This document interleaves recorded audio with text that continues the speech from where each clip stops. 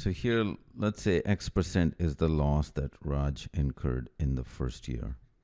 Then his gain in the second year is 5X%, because they tell us it's 5 times. And the combined gain is 35%.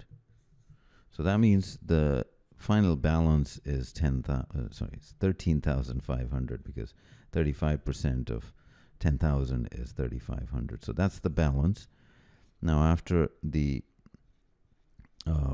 first year's loss, the balance would be 1 minus x over 100.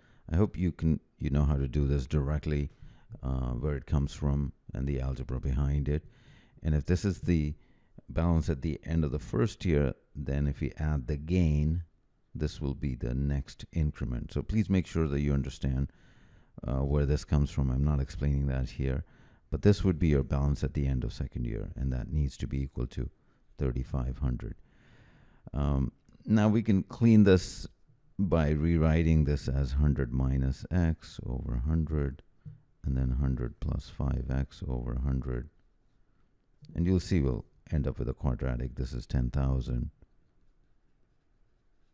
And these would drop out. So we need to solve this equation.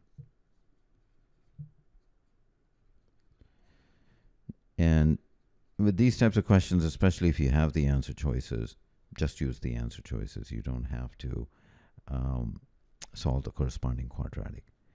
And if you go through these choices, and that process will be, of course, somewhat random. Some students will start from A, depending on.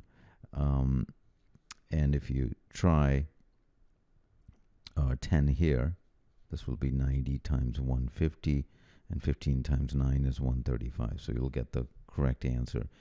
I guess you could argue these other ones as well without computation. If x was 15, it would be 85 times 175.